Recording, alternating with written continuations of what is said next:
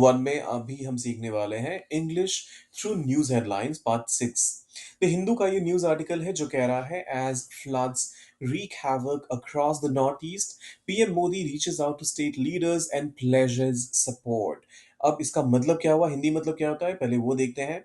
As floods wreak havoc, जैसे या फिर जब फ्लड्स बाढ़, wreak havoc का मतलब होता है तबाही मचा देना, बिल्कुल सब कुछ तबाह कर देना। अक्रॉस द नॉर्थ ईस्ट मतलब नॉर्थ ईस्ट के किसी एक जगह की बात नहीं है, पूरे नॉर्थ ईस्ट की कहानी है ये। तो जब ऐसा हुआ तो पीएम मोदी, प्रधानमंत्री मोदी रीचेस आउट, पहुंचते हैं, सब संपर्क करते हैं टू स्टेट लीडर्स, जो वहां के राज्य के मुखिया हैं, जो जो मुख्यमंत्री हैं, उनसे संपर्क करते हैं। एंड प्लेजेस सपोर्ट, आश्वासन देते हैं कि उनको समर्थन या फिर सहयोग किया जाएगा।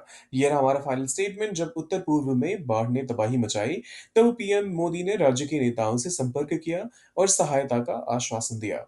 अब एग्जाम्पल के तौर पे पहला स्टेटमेंट आता है, पहली चीज तो ये आती है कि इससे की लर्निंग क्या हुई। टू रीक हैवक, इसका मतलब होता है बहुत बड़े स्तर पर तबाही मचाना किसी भी चीज में। ये किसी कंट्री के बारे में हो सकता है, किसी कंपनी के बारे में हो सकता है, किसी इंसान की जिंदगी के बारे में हो सकता है। तो रीक हैवक का बहुत लार्ज यूज होता है, और बहुत लार्ज स्केल पे जब कुछ होता है तो उस केस में, अब छोटा मोटा लॉस अगर होता है तो उस केस में रीक हैवक टाइप के इडियोमेटिक एक्सप्रेशन का इस्तेमाल मत कीजिएगा। अब एग्जांपल्स देख लेते हैं।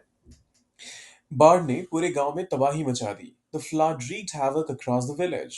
The flood wreaked havoc across the village। फिर आता है, कोरोना महामारी ने देश की अर्थव्यवस्था में कहर बरपाया।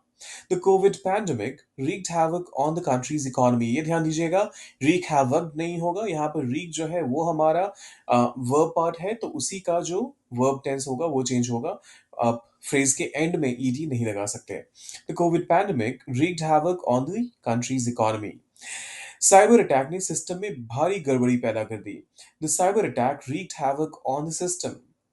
The cyber attack wreaked havoc on the system। झूठी अफवाहों ने समाज में भ्रम और अराजकता फैला दी।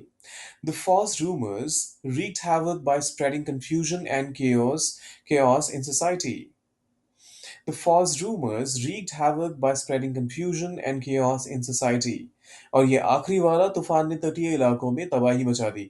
इसको कीजिए ट्रांसलेट, डालिए कमेंट सेक्शन में। तूफान के लिए आप इंग्लिश में कहते हैं स्टॉर्म, और तटीय इलाकों के लिए आप कोस्टल रीजन का इस्तेमाल करेंगे। तो इसको कीजिए ट्रांसलेट, डालिए कमेंट सेक्शन में, और जाने से पहले सब्सक्राइब, लाइक और शेयर वो जरूर कर दीजिएगा। आपको भी पता है ये आपके लिए फ्री है, लेकिन मेरे लिए बहुत बड़ा इंकरेजमेंट। मिलते हैं जल्दी ही।